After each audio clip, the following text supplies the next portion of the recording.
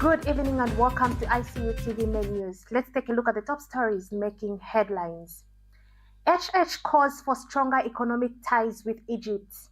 Government urges mining safety compliance amid rising fatalities. Higher Education Loans and Scholarship Board awards student loans to 186 first-year students at Palabana University. In international news, US Envoy meets Putin ahead of Ukraine's ceasefire deadline. In sports news, Chansa and Mumena emerge victorious at Copperbelt Tennis Championship.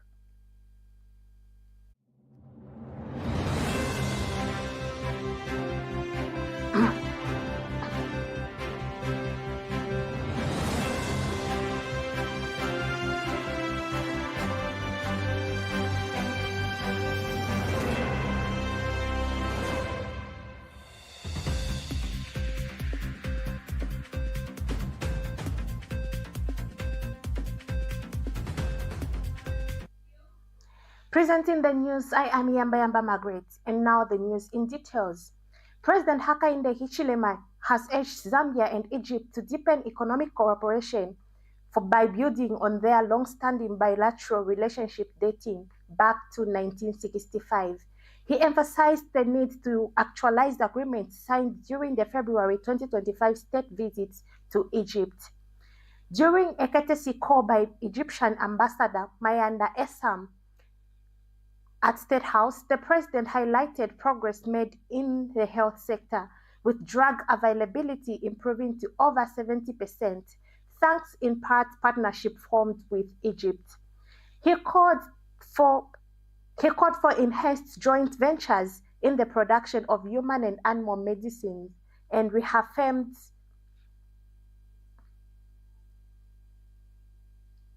during a courtesy call by Egyptian Ambassador Mayada Essam at State House, the president highlighted progress made in the health sector, with drug availability improving to over 70%, thanks in part to partnership formed with Egypt.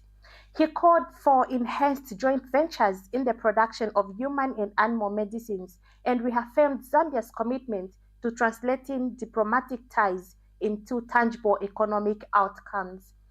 Ambassador Essam praised Zambia's economic transformation agenda and reaffirmed Egypt's support for regional integration projects, including potential engagement in the Lobito Corridor Initiative.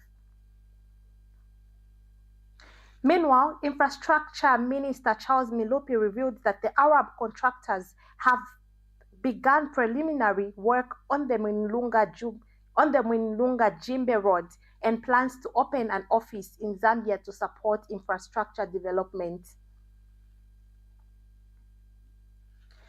Government urges mining safety compliance amid rising fatalities.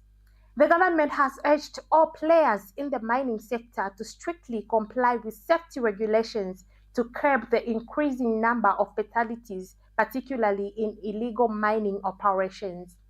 Permanent Secretary in the Ministry of Mines and Mineral Development, Dr. Hampenga Kaveta, expressed concern over the loss of lives and emphasized the need for formalized mining practice to enhance safety and accountability. To this end, the government is stepping up efforts to issue mining licenses to small-scale and artisanal miners. So far, over 500 licenses have been issued, with more than 1,000 currently being processed. Authorities say formalization is the key to improving oversight and ensuring safer mining conditions across the country. Higher Education Loans and Scholarship Board awards student loans to 186 first-year students at Palabana University. The Higher Education Loans and Scholarship Board has awarded student loans to 186 first-year students at Palabana University for the 2025-2026 academic year. A total of 239 applications were received. Of these, 186 met the eligibility criteria, while 56 were unsuccessful, representing an eligibility ratio of 78% to 22%. Applicants who are deemed ineligible for reasons such as completing grade 12 before 2021, failure to attach required documents, submissions of incorrect admission letters, and age limitations. Of the 86 successful applicants, 169 are from rural districts and 25 from urban areas, in the line with Higher Education Loans and Scholarship Board's commitment to equitable access to higher education opportunities. We now take our first set of commercials. Stay tuned for more news. Hello, the Information and Communications University, ICU. What comes to your mind when you hear of this name? Is it the beautifully architectured infrastructure at our campus? Or is it the amazing students that are always performing well in their fields?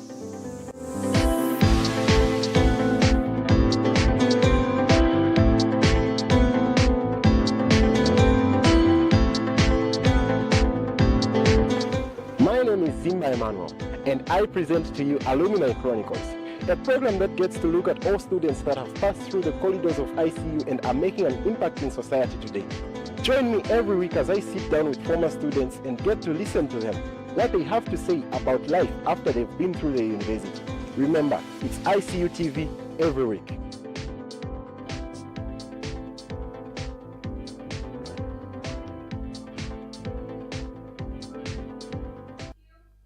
Welcome back and thank you for staying with us. In our local stories, Msokotwane welcomes IMF reports as Zambia's debt to GDP ratio drops below 100%.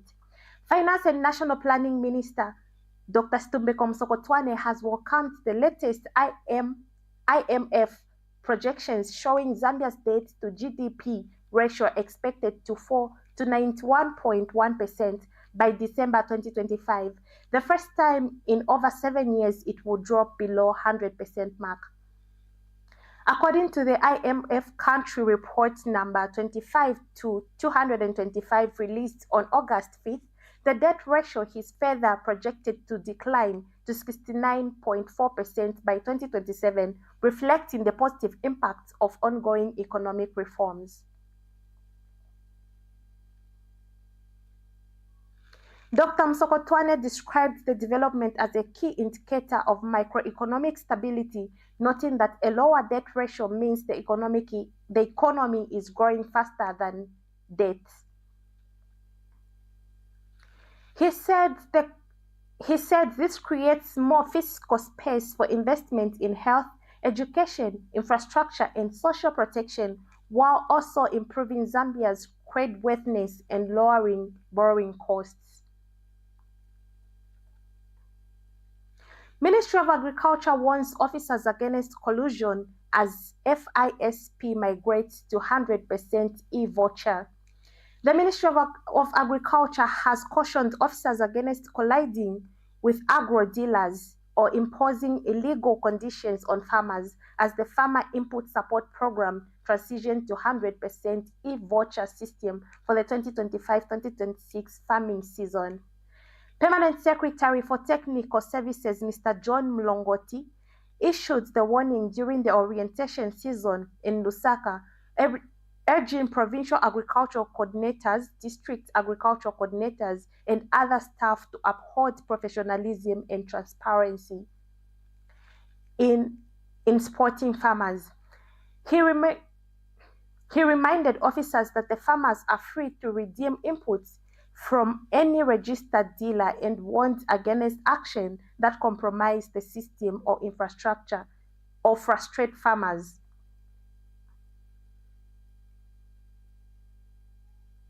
Mr. Mlongoti said the success of the full migration hinges on integrity, efficiency, and a strong commitment to genuine services delivery.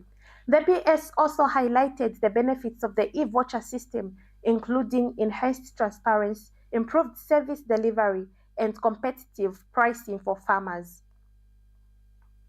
He urged the 42 newly added districts to emulate the success of the 74 already on the system.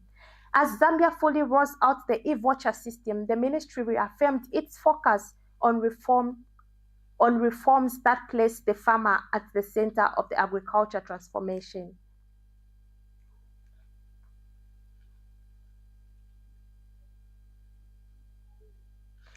Government embarks on major infrastructure upgrades in Lusaka. The government has launched a significant infrastructure development project in Lusaka aimed at rehabilitating over 40 kilometers of township roads. Valued at over 1.8 billion kwacha, the project includes the installation of modern drainage system, street lights, and pedestrian walkways measures designed to improve road safety, ease traffic congestions, and enhance mobility for city residents.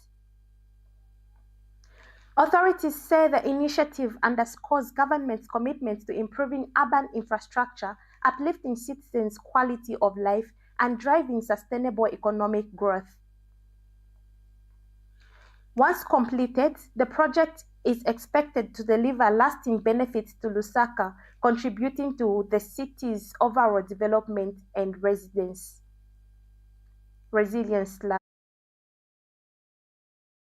The capital is under construction for the right reasons. More than 40 kilometers of township roads across Lusaka are being rehabilitated at a cost of over 1.8 billion kwacha under the Ministry of Local Government. Now, this project is not patchwork. It's a full-scale rebuild of key road corridors, complete with drainage systems, street lighting, and pedestrian walkways. Roads in communities such as Garden, Ibex Hill, Acacia Main Street, Tabombeki, and Simon Mwansaka Pwepwe are being upgraded to bituminous standard. These are roads people use every day: traders, students, bus drivers, health workers, and for the first time in years, they are seeing progress that touches their doorsteps.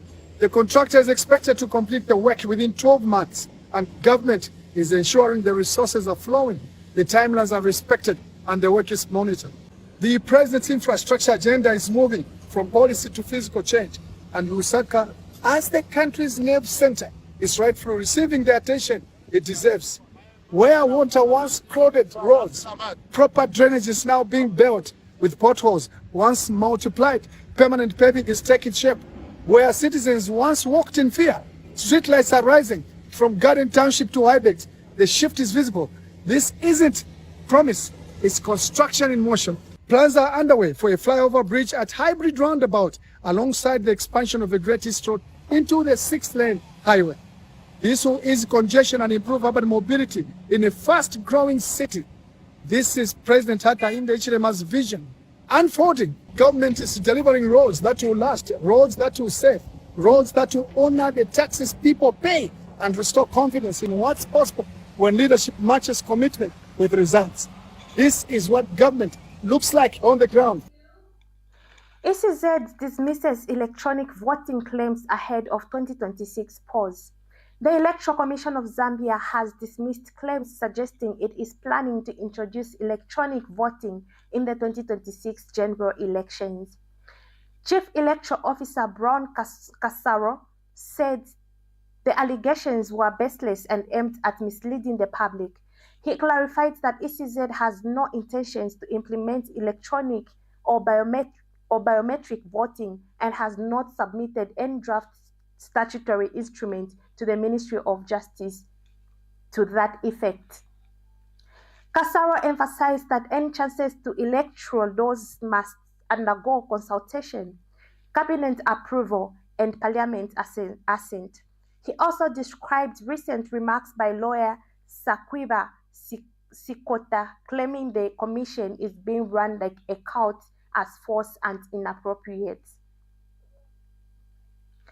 He further explained that the automated biometric identification system is only used for voter registration to prevent duplicate entries and does not involve electronic voting or tallying. You are still watching Icu TV main news. We take a short break, and coming up next is international and sports news. Stay tuned. Welcome to the Zambia Research and Development Center, an institution dedicated to national development through capacity building and community development. Established in 2007 by a group of professionals and lecturers, ZRDC has since become a hub of research and innovation in the country. Registered with the Ministry of Home Affairs under the Registrar of Societies, ZRDC pursues cutting-edge research to address pressing social and economic challenges. Get involved. ZRDC engages in activities that stimulate international collaboration, promote knowledge sharing, and make research expertise available to decision makers. Our mission at ZRDC is to foster innovation and capacity building for national development. We believe in addressing poverty and underdevelopment through institutional and capacity building, human empowerment, and gender participation.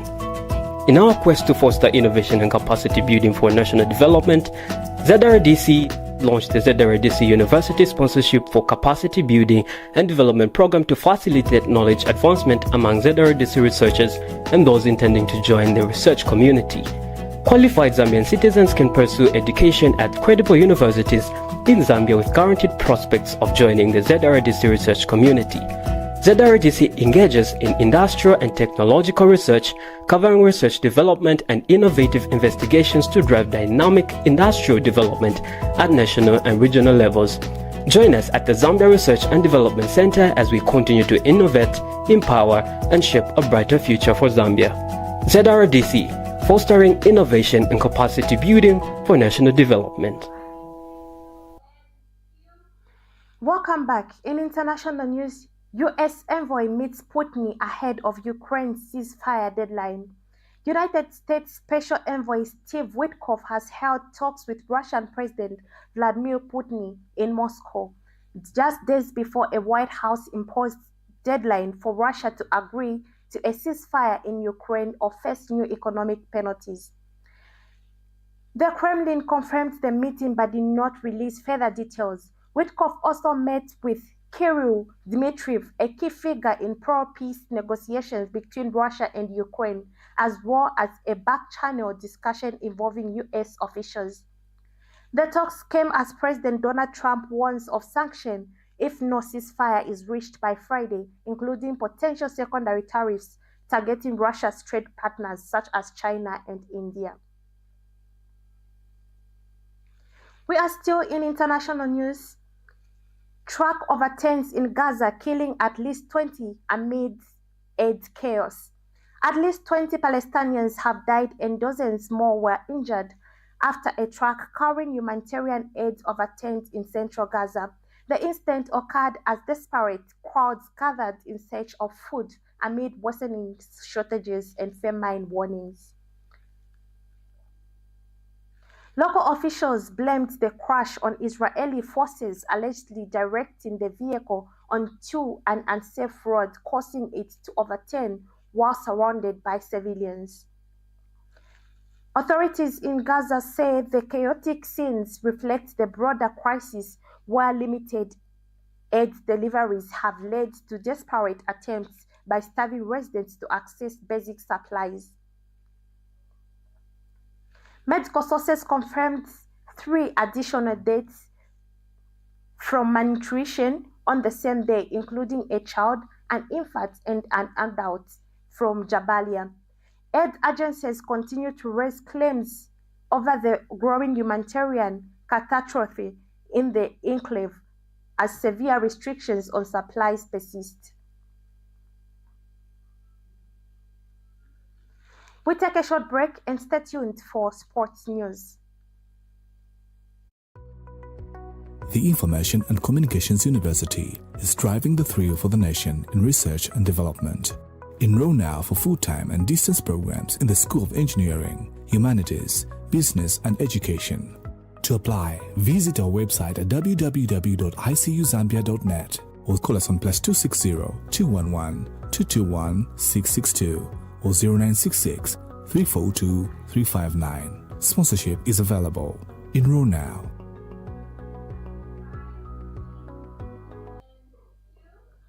Welcome back. In sports news, Chansa and Mumena emerged victorious at Copperbelt Tennis Championship. Chileshe Chansa and Soraya Mumena claimed top honors at the Copperbelt Senior Open Tennis Championship held at Nkana Tennis Club in Kitwe. Chansa won the men's title after an impressive victory over Dixon Peary, securing his first national triumph. In the women's final, Mumena defeated Metres Naluizia in a closely contested match to become a new champion. The tournament drew stronger participation and showcased high-level performances, reflecting the growing standard of tennis in Zambia. Zambia Tennis Association officials described the event as a success and urged players to remain committed as national team selection approach.